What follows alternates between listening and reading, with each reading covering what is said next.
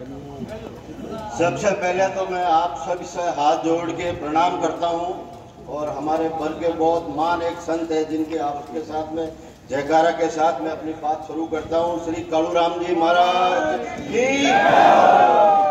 इसी के साथ हमारे कांग्रेस के प्रत्याशी पिछले कई सालों से मैं इनको जानता भी हूं और उनका कार्यकाल भी मैंने देखा है। आपने दी आवाज बुलंद है, ठीक है ना। लेकिन मैं आपसे एक सेकंड बात करके, मुझे पता भी नहीं था कि आपकी मीटिंग है। आज सुबह मैंने निर्णय लिया है कि मुझे गोहिल साहब को जिताना है। नई बात, इस देश के अंदर जो आज एक भय का माहौल है, उस माहौल को मिटाने की अगर कोई क्षमता रखती है तो सिर्फ कांग्रेस पार्टी है। हमने सब सरकारें देखी है। आज गोहिल साहब जानते हैं इस बात को कि इस क्षेत्र के अंदर ये मेरा 7वां एमएलए का चुनाव है और 6 में हमने जीत दर्ज की है और कालूराम जी महाराज की कृपा से 7वें में भी हम जीत दर्ज करेंगे। रही बात, हर आदमी का एक कुनबा होता है। आज भाजपा सरकार की जो नफरत भरी नीतियां हैं, आप जितने भी यहाँ बैठे एक बात को रात को घर जाके सोचना कि हर आदमी का, हर समाज में, हर जात में, हिंदू मुस्लिम कोई भी हो, अपना एक कुनबा होता है और हर जात में होता है। जितना कुनबा उसका खुद का होता है। 36 कौम हम साथ में रहते हैं। और आज ये जो नफरत भरी जो बातें हैं, अगर इस देश के अंदर हमको भाई से भाई के साथ में रहना है और प्रेम से रहना है, अपने आने वाली नस्लों का विकास करना है, तो फिर आप कांग्रेस पार्टी को चुनिए। नंबर 2 बात, तेज की बोलिए साहब का भी हमने कम से कम, ये हमारे पूर्व के दो बार एमएलए भी रह चुके हैं, लेकिन आपका सनद हमें 1-2 बार ही मिला साहब, ठीक है ना। सबसे पहले हमारे वर्ग को जो आपने जिताने में जोड़ा है, उस समय भी ये जो आपके बोलते हैं दिलीप चौधरी, इनको हम ही ने जिताया है।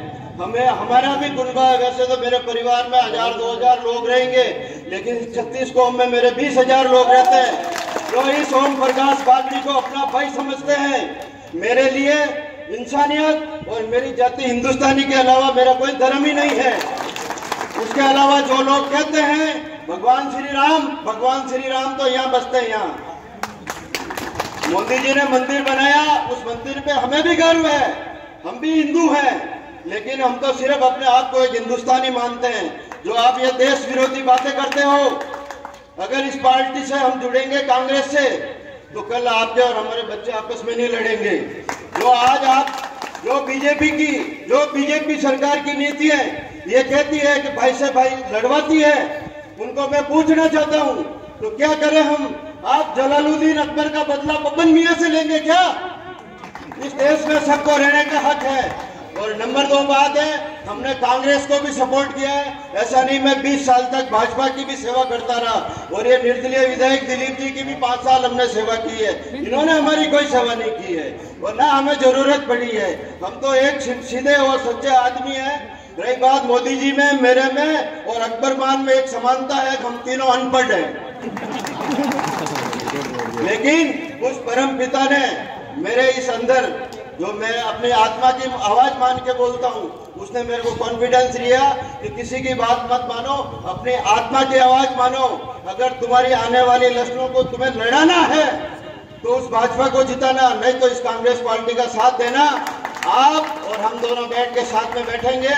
आज सबसे पहले मैं आप सबको हाथ जोड़ के, आपने जो इस कुनबे में मुझे शामिल किया है, मैं आपको प्रणाम करता हूँ।